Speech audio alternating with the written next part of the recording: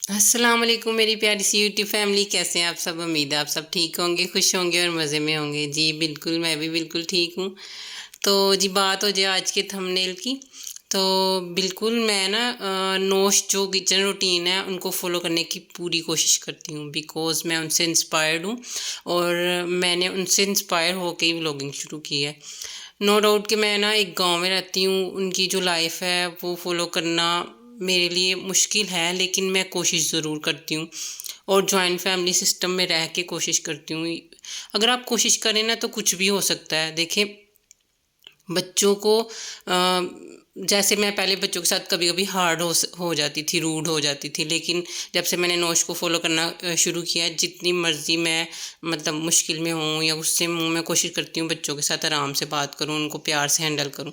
ये चीज़ें कोई भी हम लोग चैनल देख रहे हैं ना, उससे हमें कुछ ना कुछ सीख के ना तो फॉलो करने की कोशिश ज़रूर करनी चाहिए। और जॉइंट फैमिली में रहना कोई बुरी बात नहीं है अगर आप उसको एंजॉय करके देखिए। अगर बच्चे ना दादा दादी या फैमिली के साथ रहे ना तो वो ज़्यादा कुछ सीखते हैं, कुछ बुरी बातें, कुछ अच्छी बातें। और कभी कभी हमारे पास टाइम नहीं होता, लेकिन वो बुज़ुर्गों से बहुत सी अच्छी बातें सीख जाते हैं। वो कुछ बताएं तो वो सीख लेते हैं उनसे।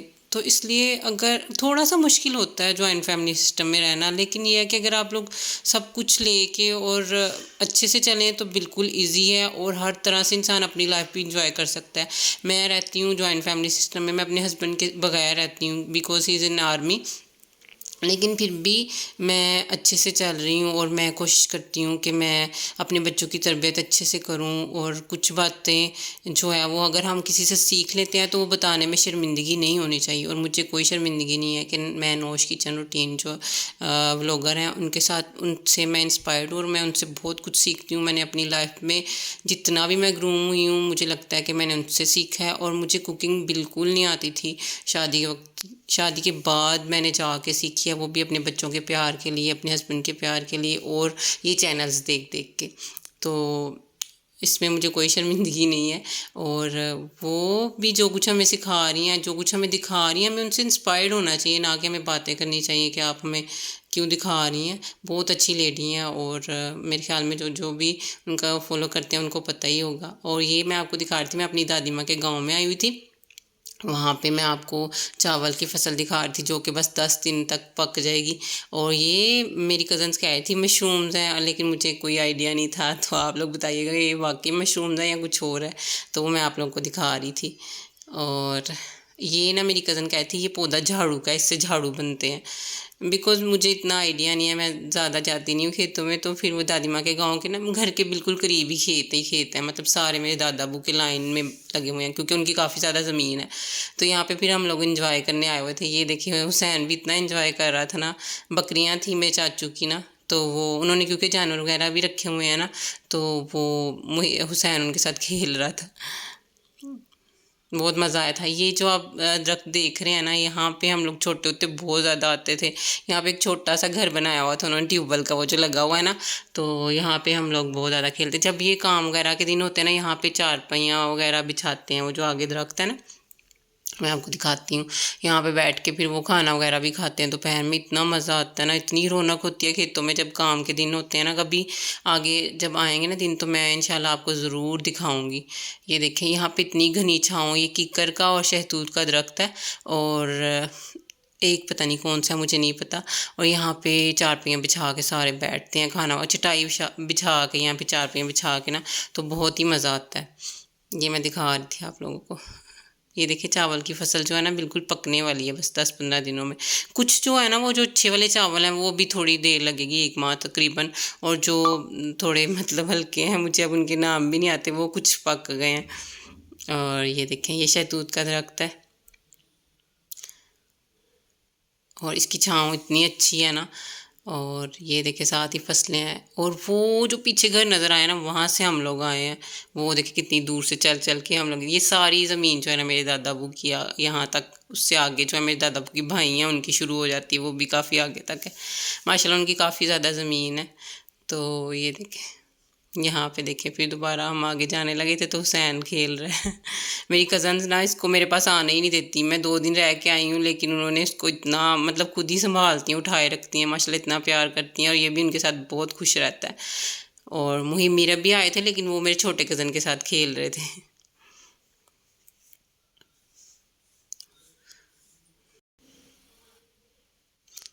यहाँ से आगे ना मेरे जो दादा बू हैं उनके भाई हैं ना, उनकी फसल शुरू हो जाएगी। वहाँ पे भी हम लोग बहुत ज़्यादा खेलते थे। वो जो जहाँ से पानी निकलने वाला ट्यूबवेल लगाया होता है ना, वहाँ पे अक्सर गांव में जो लोग हैं ना, उन्होंने दरख्त वगैरह काफ़ी ज़्यादा लगाए होते हैं, क्योंकि वो दोपहर में उधर बैठ के खाना खाना या आराम करना, क्योंकि चारपाइयाँ भी उन्होंने उधर ही बिछाई होती हैं।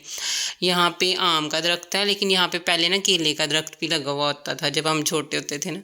यहाँ पे थोड़ी थोड़ी बारिश भी होना शुरू हो गई थी, और ये गन्ने भी लगाए हुए हैं उन्होंने। और साथ में और भी एक दो दरख्त हैं, तो यहाँ पे भी जाके मैं आपको दिखाती हूँ, भी हम जाएंगे। और ये देखिए, ये गन्ने का खेत जो है ना, ये मेरे दादा बू का है, मतलब मेरे चाचू लोगों का। दादा बू तो अब ज़्यादा बूढ़े हो गए, उनसे काम वगैरह नहीं होता, लेकिन मेरे चाचू वगैरह करते हैं ये खेती बाड़ी ना। ये देखें, ये आम का दरख्त है, ये गन्ने के खेत है। मेरी कज़न कहती थी आप ये भी दिखाओ, ये भी पकने वाले हैं अभी, थोड़े दिनों में ये भी तैयार हो जाएंगे। और गुड़ भी जो है ना, वो घर का बनाते हैं मेरे जो चाचू लोग हैं ना, जानवरों को देने के लिए भी, और फिर जो हम लोग को देते हैं ना, उसमें भी देसी घी और बादाम पिस्ते वगैरह ज़रूर डाले होते हैं। ये देखिए, ये गन्ने का रस निकालने के लिए ना मशीन रखी हुई है। इसको फिर जब वो यूज़ करते हैं, किसी ऊंची जगह पे रख लेते हैं, और एक बड़ी सी कढ़ाई होती है जिसमें फिर गुड़ तैयार होता है साथ साथ। ये आम का दरख्त है, साथ में गन्ने का खेत है, और इधर अमरूद का दरख्त भी है, एक दो और भी हैं, मुझे उनका नहीं आइडिया कि कौन कौन से हैं। यहाँ पे भी बहुत खुली जगह है, यहाँ पे चारपाइयाँ बिछा के गर्मियों में बैठते हैं, बहुत ही मज़ा आता है। और जो लोग गांव में रहते हैं वो मुझसे रिलेट कर रहे होंगे कि कितना मज़ा आता है भाई जब जाते हैं। और कुछ लोगों को नहीं भी अच्छा लगता, लेकिन मैं कभी कभी जाती हूँ तो इसलिए फिर मुझे अच्छा लगता है, मज़ा आता है। ये देखिए, ये अमरूद का दरख्त था। यहाँ पे हुसैन जो है ना, वो इसको पकड़ के कह रहा था मम्मा राउंड एंड राउंड। इसने बहुत ज़्यादा एंजॉय किया, थका भी नहीं है, खुद ही चलता रहा है माशाल्लाह। यहाँ पे जी अब सर्दियाँ आने वाली हैं, तो फिर मैंने जो भी घर का सफाइयाँ वगैरह करनी शुरू कर दी थी। यहाँ पे मैं बना रही थी एक ना, वो कूलर जो है ना हमारा, जो एयर कूलर है, वो बहुत ज़्यादा गंदा हुआ था। उसके लिए मैंने लिया सिरका और मीठा सोडा और सर्फ और थोड़ा सा पानी।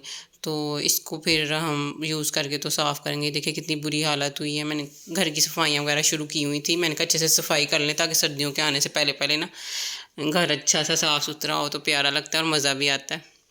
ये देखिए कितनी बुरी हालत है, क्योंकि उन्होंने बोला था इसमें ना फ़िल्टर वाला पानी डालना है। तो गांव का पानी जो होता है ना, वो थोड़ा सा खारा होता है, तो फ़िल्टर तो काफ़ी दूर है, तो फिर घर का ही पानी यूज़ करते हैं, तो उससे बड़ा पीला हो गया था।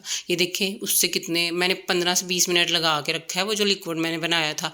और ये देखिए, मैं वो जो ये है ना स्क्रब जो होता है तार वाला, उससे साफ़ कर रही हूँ, तो इतनी अच्छे से साफ़ हो रहा है। देखें, एक दफ़ा, 1 से 2 दफ़ा रगड़ने से ना बिल्कुल साफ़ हो जाएगा, इतना अच्छे से क्लीन हो गया था ना। पहले मुझे लग रहा था कि नहीं साफ़ होगा, लेकिन जब मैंने वो लिक्विड डाल के 20-25 मिनट के लिए रखा है ना, तो फिर बिल्कुल साफ़ हो गया।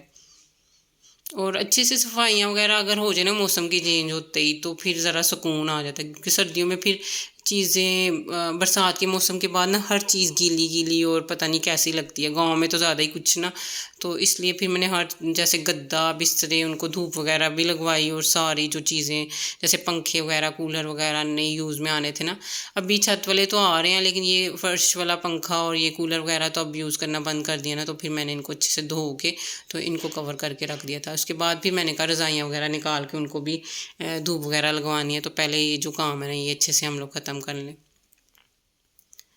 बिल्कुल अच्छे से साफ़ हो गया था। देखिए, जहाँ जहाँ पे मैं स्क्रब कर रही हूँ ना इसको, तो वहाँ वहाँ से ये बिल्कुल साफ़ हो गई। ये मैंने साफ़ करके ना, तो इसको धूप में रख दिया था मैंने। और ये पंखा मैं धोने लगी थी, देखिए कितना गंदा हो रहा है। चारपाई वगैरह ये सारा कुछ मैंने धोया था। और ना कपड़े वगैरह भी मैंने सारे धो के हर जगह पे डाले हुए थे। सुबह 7 बजे से लेके 4 बजे तक मशीन चलाई थी मैंने। और ये अब शाम का टाइम था। मुहिब मैंने आलू वाले चावल दोपहर में जल्दी जल्दी बना लिए थे, तो शाम में मुहिब लोगों को तो कुछ स्पेशल ज़रूर चाहिए होता है। और फिर मैंने उनके लिए चिप्स बनाई, और मीठे की क्रेविंग मुझे भी इतने दिनों से हो रही थी, और मुहिब मीरब को भी। तो फिर उन्होंने मिलके मेरे साथ केक भी बनाया था। ये ना चिप्स में मैंने ना कॉर्नफ्लोर मेरे पास ख़त्म हुआ था, तो मेरे पास ना मकई का आटा था, तो वो मैंने लगाया इस पे, तो बहुत ही मज़े की और इतनी क्रिस्पी बनी थी। घर का था वो मकई का आटा ना, तो बहुत ही अच्छी बनी थी। आप लोग भी ट्राई करिएगा। मैंने नमक और मिर्च डाली थी हल्की हल्की, और ये देखिए कितनी क्रिस्पी क्रिस्पी लग रही है। और ये मुहिब और मीरब को मैंने लगाया हुआ था कि चलो ठीक है तुम लोग बनाओ, क्योंकि मैं इतना थक गई थी। और ये बच्चे भी ना फिर स्क्रीन हर टाइम देखते रहते हैं, मतलब टीवी कार्टून, तो इनसे निकालने के लिए बच्चों को कुछ ना कुछ एक्टिविटी देनी चाहिए। तो यहाँ पे ये लोग खुद ही विप कर रहे थे, कभी मीरब की बारी आ जाती थी, कभी मुहिब की। और माशाल्लाह इन्होंने अच्छे से विप कर ली थी क्रीम, क्योंकि बच्चे ना इंजॉय करते हैं ऐसी चीज़ें। और मैं बेशक इनके साथ ही खड़ी थी क्योंकि इनको गाइड कर रही थी। ये देखिए मुहिब शो करवा रहा है कि क्रीम जो है ना विप हो गई है। और ऐसे ही विप होती है कि नीचे नहीं गिरे तो मतलब विप हो गई है। और पेपर होने वाले हैं ना, पढ़ पढ़ के भी बच्चे थक जाते हैं। तो यहाँ पे ये क्रीम विप हो गई है। तो ब्रेड का ही फिर मैंने इनको बोला था बना लो, क्योंकि वो हमारा मोस्ट फेवरेट है और जल्दी जल्दी बन जाता है। मैं थक गई थी सारा दिन क्योंकि आज इतने काम थे। ये देखिए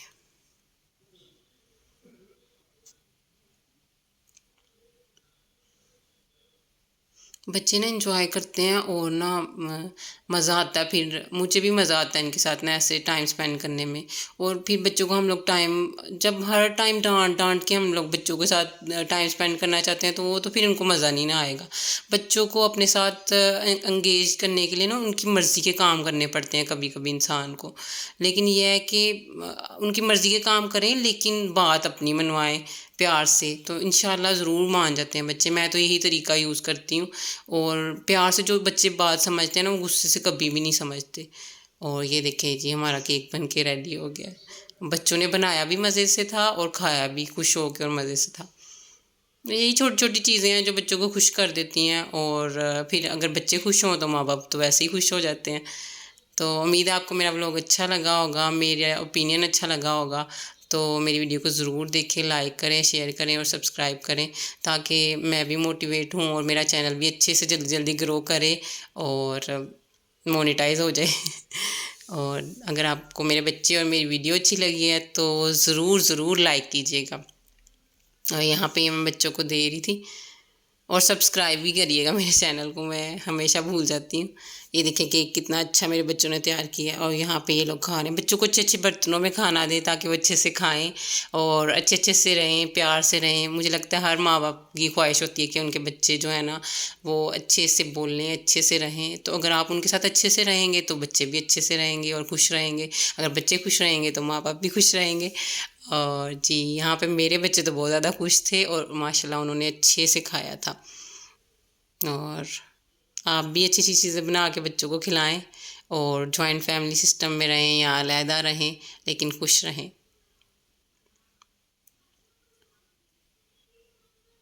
और चैनल को सब्सक्राइब करना बिल्कुल भी नहीं भूलना आप लोगों ने। और मेरे बच्चों के लिए माशाल्लाह ज़रूर कहिएगा। और अगर कोई बात अच्छी लगी है तो कमेंट बॉक्स में ज़रूर बताइएगा। अल्लाह हाफिज़।